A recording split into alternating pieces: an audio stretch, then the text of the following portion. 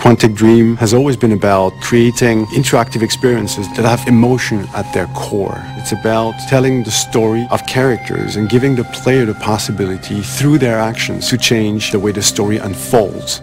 When I write my script, I have an idea of how I want the story to be played. So we try to render David's idea into a game and see with him if it matches what he had in mind. In case it doesn't, we go back to the writing stage and keep working until the result perfectly matches David's vision. What we try to do in Beyond is really an intuitive and immersive experience. So we created a very discreet user interface with only white dots on screen and very simple controls. Jody, where are you? We wanted to revisit the action system and go for something that would be more invisible and more intuitive to the player. We didn't want the interface to be a barrier. We wanted the player to focus on what he's doing on screen and not on how to do it. Ideally, the player will forget that he has a controller in his hand and will just jump into the screen. One of the major revolutions in Beyond is the way Jody Holmes moves. Depending on the context, depending on your emotional state, you see the character of Jody moving differently, walking differently, looking around differently. And most importantly, to give the player the feeling he's really in control of the character, he can do almost anything he wants to do. You can talk to other people, interact with objects, and also run, jump, shoot, drive a motorcycle, or even ride a horse. What was really challenging also is that the story goes on for 15 years of Jodie's life.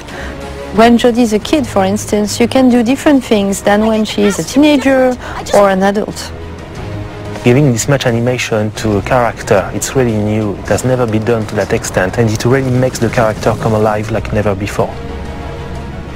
We wanted to have these new mechanics with Aiden. I wanted to give this feeling of flying around and going through matter and through walls. So we started making some research on how ghosts would move or even a fish would swim underwater. We thought that using orbs is an interesting approach. It would give us this physicality that we need to interact with matter. It became really something natural to assign them to the two analog sticks and have to play with them, to focus them, or on the opposite, to split them apart.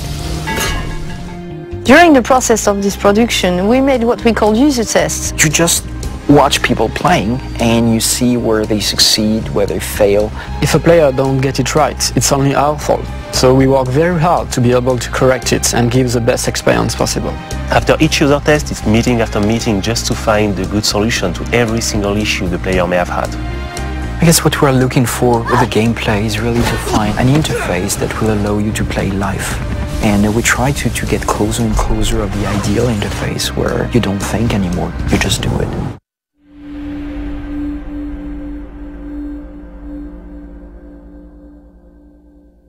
PlayStation